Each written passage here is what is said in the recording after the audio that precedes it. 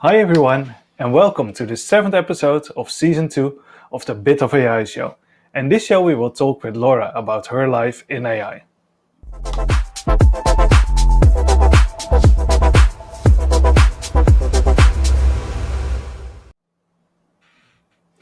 Hi everyone, and welcome to the Bit of AI show. My name is Henk Boelman, and I'm a white male with brown hair wearing glasses. And today I'm wearing a Kansas City Developer Conference jersey, it's been told. It is a dark red and it has black sleeves. And it has the words KCDC on it. Fabulous. Good description, Hank. My name's Amy Boyd. I'm a female with blonde, wavy hair, and today I'm wearing a navy blue t-shirt. Mine's a bit plainer than Hank's, so I have a lot more to tell you about it, really. So hello everyone, and once again welcome to the Bit of AI show. And for everyone who is their first Bit of AI show, this show is all about the story from the people behind AI. Because Amy and me in our jobs, we meet so many people from around the globe, and we realize that there are so many different skilled people involved in creating an AI solution. From pre-sales to consultancy to actually creating the deep neural networks itself and running them in production. So in this show, we invite people to talk about what they actually do during their working day. So we just have a chat and talk about their week. This is the 7th episode of Season 2, and we couldn't be more excited to start talking to our guests and learn more about what they do. And as always, all the links and all the information can be found on our website at bitofai.show. And you know me, I'm always calling out the logistical elements. So if you are watching live, after the show, we have a Bit of AI cafe. So kind of a space where you can chat with me and Henk, or you can chat with our speaker and ask lots of questions. We share great resources and we really build that community feeling. So if you want to take part after the show today, go to aka.ms/a-bit-of-AI cafe to join us. So that's straight after the show. Perfect. So let's get started and invite Laura to the screen. Hi, Laura. Hello, everyone. Hey, it's so great to have Laura on the show with us today. When we created the idea of a Bit of AI, Laura was one of the first people that we thought of that we wanted on the show, and so we're so happy that you can join us in our Season 2 episodes. But Laura, this is not about how we've had a conversation to get you here. This is all about you, so tell us who you are and what you do in the space of AI. Okay, so yes, first thing, good morning for those that are in the morning, and good afternoon or evening for those that are in different places around the world. As Amy said, so I'm Laura da Silva, so that will be the pronunciation in Spanish, but yeah, Laura in the UK as well. So I'm wearing just a black dress today, so I'm blonde and I'm a white female. So just that you can have an idea of how I'm wearing today. So just starting to answer your question. So I am based in Spain currently. So I'm living here with my my child, so my baby is a 8 months baby boy, and my husband. So we are working from home with the actual situations. I think that the most of us are working from home. So just regarding to what I do in my role, so I am the capability lead for ML and AI in Cognizant Microsoft Business Group. So what I do is I have an overview of ML and data science, all the projects that we are running on that, and the team itself. So it's more or less what I'm doing at the moment.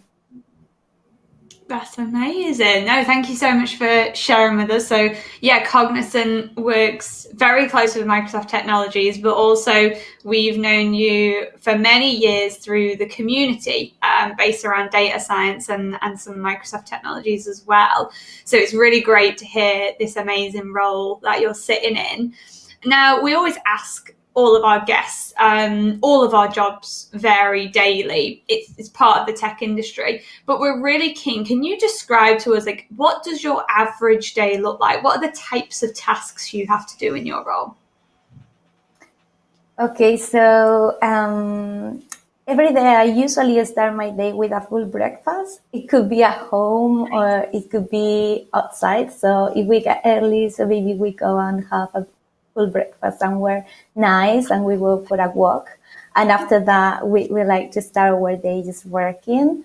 So once that we have our kid in the nursery, then my day is more or less like at the beginning, just having a look at my emails, answering those that are relevant or those that have a high priority.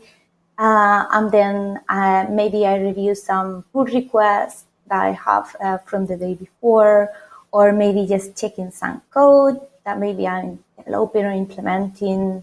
Also, so what I do is just to start thinking about what I'm going to do in the to say in the stand-up, because we are working in the Scrum methodology, so we have stand-ups every day in the morning, just to see how we are doing in the progress of the project.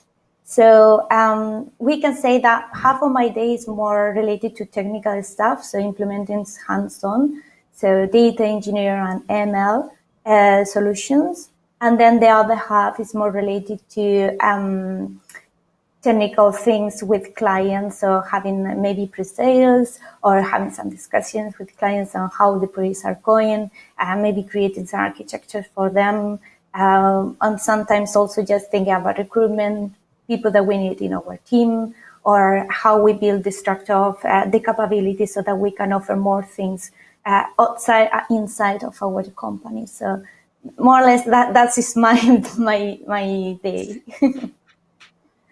That's a good split. That's a good split between the technical and the sort of more softer skill side of it as well. I know, it very much depends what you're looking for in a role, but for me, that kind of mix is really what I look for. So rather than just coding all day or just doing code reviews and stuff, but to actually have the conversations and the envisioning and the building of relationships with different people as we kind of build out these different projects. That's really, really cool. How do you find, kind of a little side question for you, you mentioned you work in kind of a Scrum-based approach, and so you have stand-ups, you possibly have sprint planning and stuff like that. I'm recently working on a project where I'm doing that, and I'm finding it's so useful for me to for us to all keep up to date with what we're working on. Do you think in a virtual world, and we're all connecting sort of online, that kind of connection is helping you in your role? Yes, I think that definitely. I think that when you have to give estimation of the time that you are going to take to develop something, and when you have to do a commitment on what you are going to deliver, I think that it's quite useful to have any methodology that is supporting this. It could be, in my case, is Scrum, like Agile methodology, but you can also use Canvas. It depends on, how regularly you want to give this feedback to the client. So I think that now that we are working remote, this is supporting a lot, because it's difficult to see each other. It's difficult to have meetings regularly. So maybe one thing that you have is this catch up in the morning. So then you have this time aside where you are developing things and you are pinging people when you really need it. So I think that it's really, at least in my case, it's helping me a lot. So yeah, no, it's always good to hear the kind of how do we work together as well as what we actually work on as projects. Yeah, exactly. It's been a long time for me. I've been in a Scrum project, but it always worked well. Yeah. I mostly like the Kanban method because you just keep continuing to deliver value and little chunks. But enough about me. We don't need to hear about me doing Scrum and Kanban.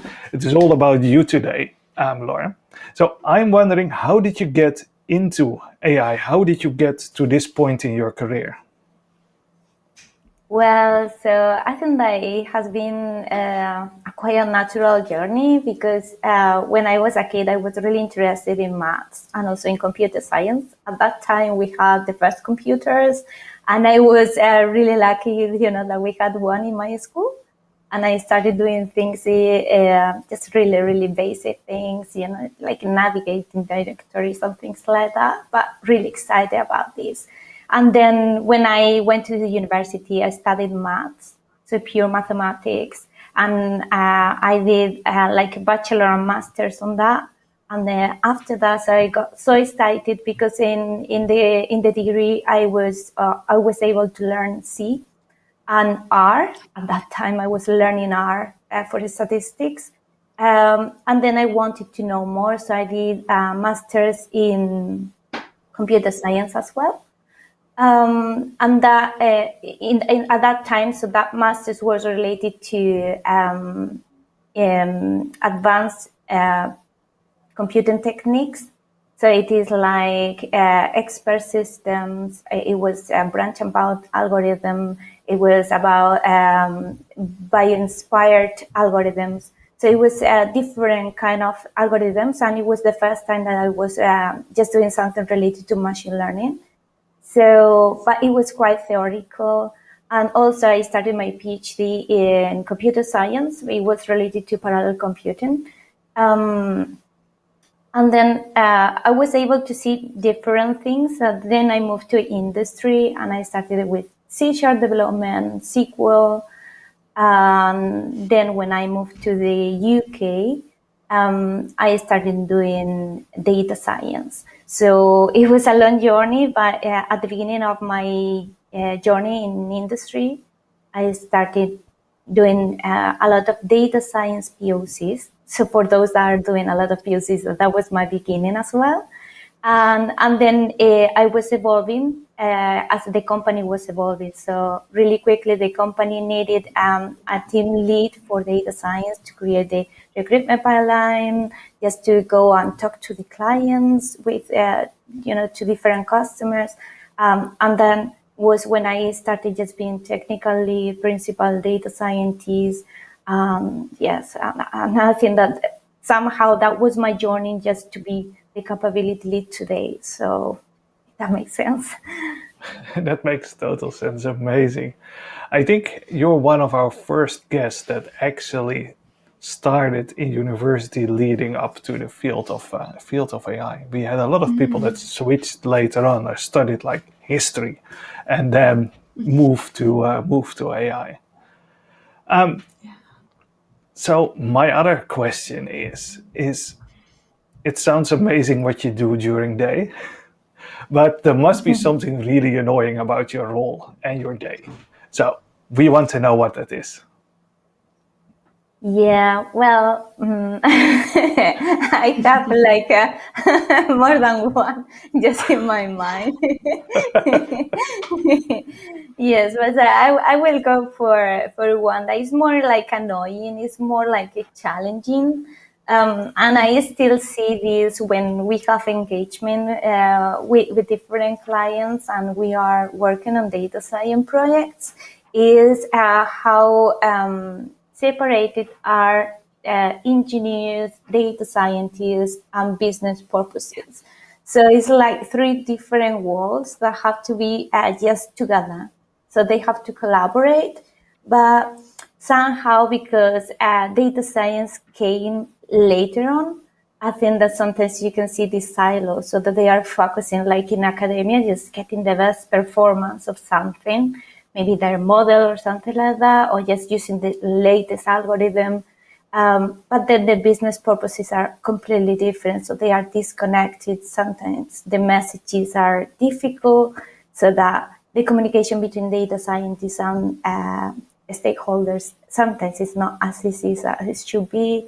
And then the other side is engineering teams, where those engineering teams, they have a lot of things to do, and sometimes they don't have this dedicated time to get models into production. So there is this, so I see this because I come from both places, from the data science and engineering side, so I can understand both of them.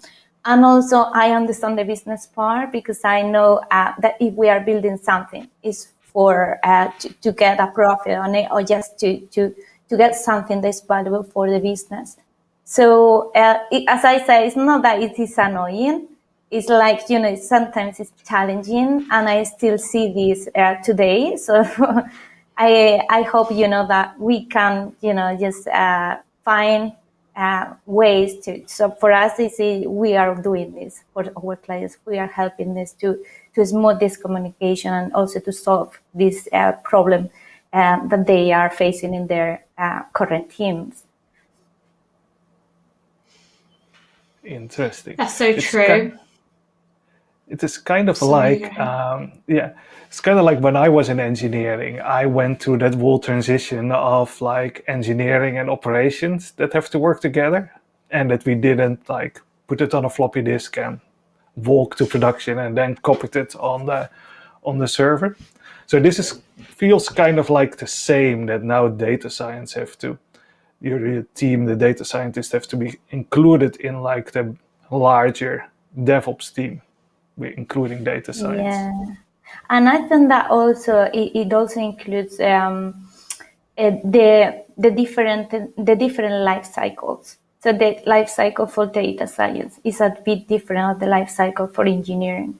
And the engineer is just willing to see, code that is really clean and ready for production and is performing well, when a data scientist is focusing and get the best performance, and that the prediction is quite accurate. So then, so both of them, they are trying to do their best in their roles, but at the same time, just to get together, and go for the same purpose, sometimes it's a challenge. Imagine that.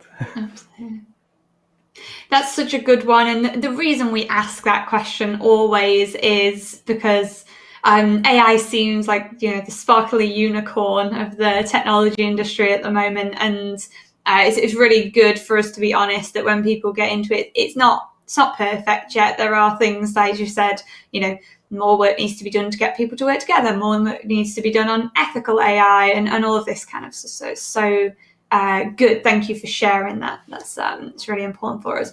Very quickly, before we move on to our quick fire round, just to prepare you, that is coming.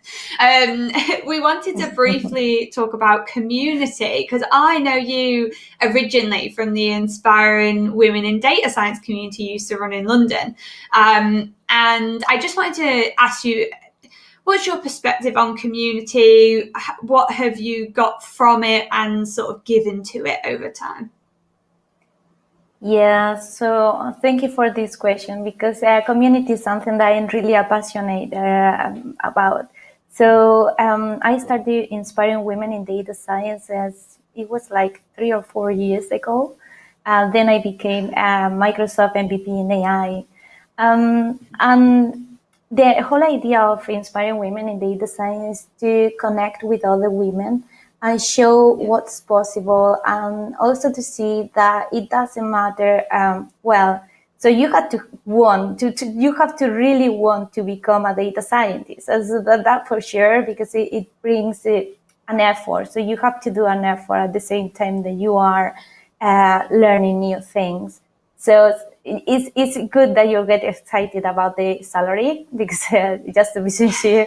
But also you have to be excited about the effort that you have to put just to do a change. So in Inspiring Women in Data Science, we wanted to inspire some women that they are in different with different backgrounds. Some of them, they are from psychology. Some of them, they are coming from biology. Some of them, they are coming from linguistics. And I can say that all of them, they have a place in data science, because it's really broad. And it's something that you can apply for so many different things. That is really valuable, the knowledge that they have in their different backgrounds. So the best thing that I got from the community is that after a couple of years, you're running month by month technical and inspirational talks. We got some women that they moved to data science. Today they are data scientists. They started their masters. They start their work, and they say, "Okay, I want to become a data scientist. I got passionate about this, so I'm going to move to this industry." So, and for me, it was something really big. So I couldn't imagine that we could impact in other people's life in this way. I'm really proud of all of them, for being so passionate and do this effort, and also just pursue what they want. So so I think that was something big.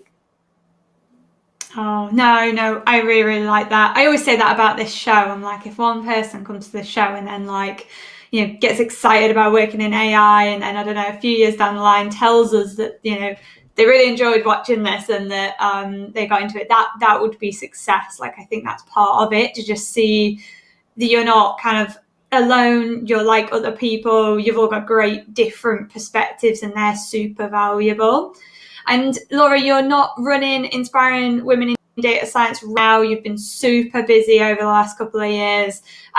But people, do follow Laura, Laura Data Sci on Twitter, find her on LinkedIn. If there's anything in the future, honestly, you will definitely want to get involved, because it was such a great community. But Laura, we do need to move on to our quickfire questions. So we have 6 questions. I know. Are you ready? Are you prepared? Don't worry. It's all good. Everyone loves this bit. So our quickfire questions, we have 6 questions. Me and Henk are going to alternate and ask you the question. If you can keep it to either a word, phrase, or sentence, we appreciate that. Just so that we can make sure we're keeping on time, but also the first thing that comes to your mind is the most important thing. Okay, so let's get started. Question number 1, fairly easy one. You actually briefly mentioned it in your intro. So what was your first computer? Well, I don't know. I think that the only thing that I remember, I think that is the operating system. Well, when I had my own computer, it was a Windows NT. I think that was the operating system at that time. So it was, But the first one, it was a really old one, and we couldn't do much with that one. I don't remember the name of the computer, sorry. No, because I was thinking, how would I answer this question? I have no idea. We got given our family computer by my granddad, and all I remember is a form of Windows on it. That was it. I don't know what type of PC it is, but some people are very much know what it is. But that's great. Windows NT, we love that we can age mark you now. Exactly. Next question. What programming language was used in the last project you worked on? So the project I'm currently working on is I'm using PySpark.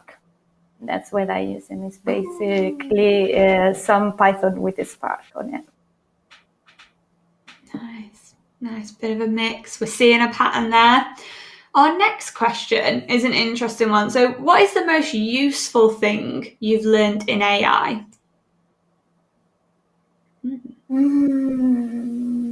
Oh, you got me. So the most useful thing in AI, I think that, don't trust when people say that the data is clean and ready. So if I don't see it, I don't believe it. If I don't see it, I don't believe it is the best quote, I think, of this episode so far. No, that's a really good one. A couple of people have mentioned data actually for that question. So nice. That's an interesting one. What's your favorite event on the AI calendar?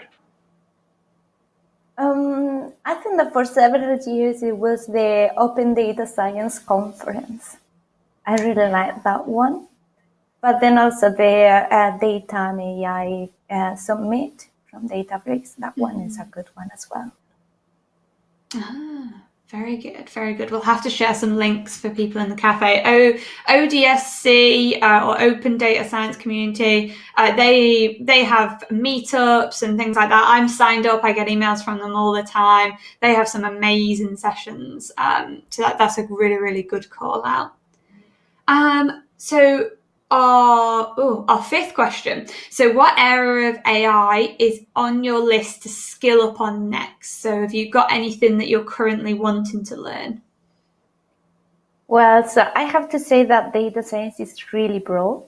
So sometimes it's just focus on the project that you have, and then you find the tools. Like, the other way around is sometimes difficult to get a tool and apply to the project.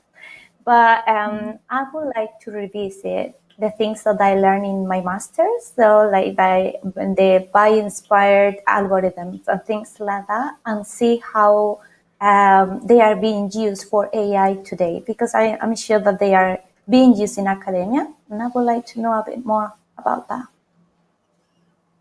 Amazing. That was a great one. That actually wraps us up. So we're going to keep it to functions today, but thank you so much. All those answers. So some were quite similar to what some people have said, and some were quite different as well. And that's what we love about our quickfire questions. They really bring out lots of different sides of people.